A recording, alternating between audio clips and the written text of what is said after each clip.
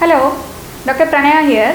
Today we are going to discuss few common frequently asked questions by patients regarding hair transplant.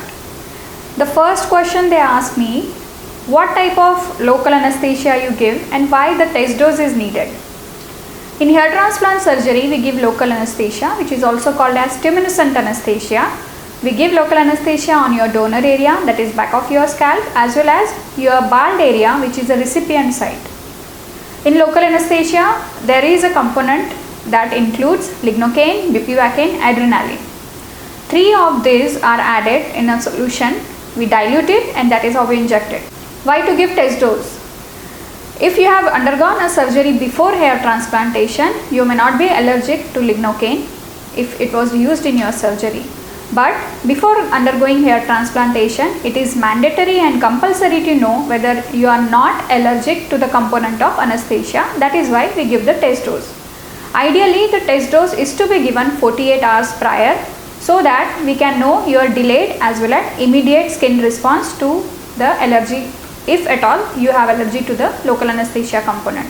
So lignocaine, adrenaline and bupivacaine, these are the component. Bupivacaine has a longer lasting effect, so that is added for the hair transplant surgery because the surgery itself is 6 to 7 hours. So this is all about local anesthesia that is given in hair transplant.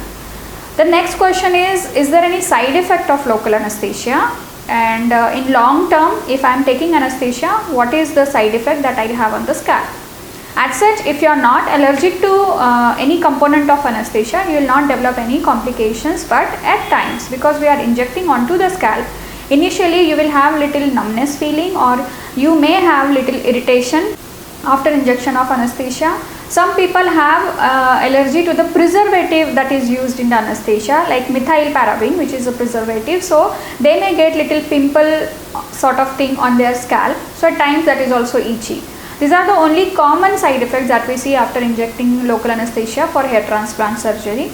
Long term effects of local anesthesia is not there because as it is absorbed, it gets removed through your kidney and liver, so there is no such side effect that remains into your body for a longer time. Onto the scalp, some people who are having convulsion history or fits tendency, in their scalp the anesthesia gets absorbed easily. So at that time, we have to evaluate before the surgery if what type of anesthesia is to be used and what is the proportion of anesthesia to be added. Next very common question is hormonal influence in hair fall in case of males and females. Commonly what we call androgenetic alopecia or baldness. It is definitely a genetically driven hormonal dependent alopecia which we see as baldness. In females also we have hormonal dependent alopecias that could be happening during pregnancy or even after menopause. So definitely hormonal influence is there in male and female both in case of hair fall. Then the question is hair transplant a permanent solution for baldness? A frank answer will be no, because baldness is a progressive condition. When you are doing hair transplantation for the bald area, only that much area is being treated. Rest of your scalp where you have the existing hair, that area is not being treated. So it will act as a permanent treatment for the bald area, but rest of your prone area for baldness is not being treated with the hair transplant. So definitely if you are undergoing hair transplant, you have to understand what's your grade of baldness and how the hair transplant surgery is going to affect you. Next thing, as your baldness is progressive, even after the surgery, if you are not taking proper care of your scalp, if you are not maintaining the scalp hygiene, or else if you are not using certain medication which are indicated for your hair fall, you may have progressive baldness. So at that time you will see that I have done a transplant, I have implanted certain number of grafts, but still I am not getting expected results. So at that time you have to understand that a progressive baldness is one of the very difficult thing to treat, and hair transplant cannot alone take care of that. Next question is about the maintenance therapy.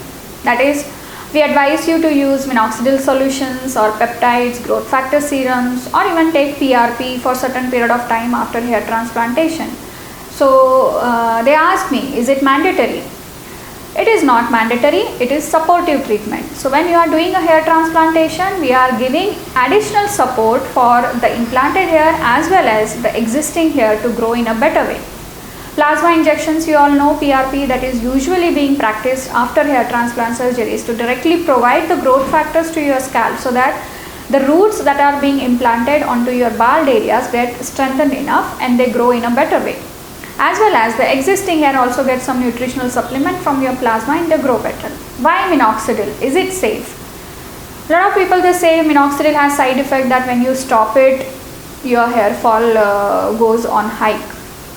You have to understand, every medicine that we take has its own nature, has its own way of action. That is what we call mechanism of action. So minoxidil has its own way of mechanism wherein it blocks your DHT receptor. That is one prime effect that it has in baldness. It also has a vasodilatory effect. So it vasodilates, the blood vessels are dilated onto your scalp. It supplies a lot of blood supply to your hair. It also causes arrest of the miniaturization. So when your baldness is progressing, your hairs are under miniaturization process. So minoxidil goes and blocks that. So miniaturization stops and whatever baby hair or vellus hair you have or whatever is going to be vellus hair, that gets converted into terminal hair. So that is how minoxidil helps. It is good to take minoxidil after hair transplant surgery or even without hair transplant surgery because it is very specific treatment for baldness. Hormonal dependent alopecias respond well to minoxidil. Even in females it responds in a better way. What percent of minoxidil you use, in what form you use, that matters. If you have a lot of dandruff or scalp scaling, maybe you can go for a foam or gel based minoxidil preparation. If you have a normal scalp without any dryness, without any oily greasy feeling, then you can go for alcohol based preparation also. There are a lot of preparations are available which are in the form of solution, lotion, foams, gels and sprays. So any of it you can choose. At times if you feel that after using minoxidil you get a lot of migraine, headache, palpitation, or if you are known cardiac patient or hypertensive, maybe minoxidil is not a medication for you because your systemic symptoms will exacerbate. So every time you have to weigh the benefits and the side effects of minoxidil. Then you have to understand that after using minoxidil, it is the medicine itself has a propensity to give hair fall initially. So initially 1 to 3 months you may have little hair fall, but you need not stop the medicine. You have to continue the medicine because the hair fall will stop and hair growth will start again. Also, you cannot stop the medicine abruptly. Once you stop the medicine abruptly, again you go back to the square one and your hair fall starts.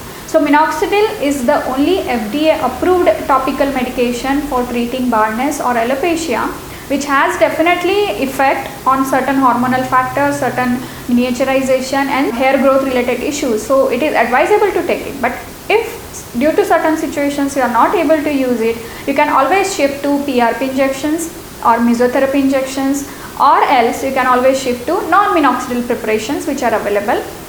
Those preparations contain peptides, growth factors, certain vitamins.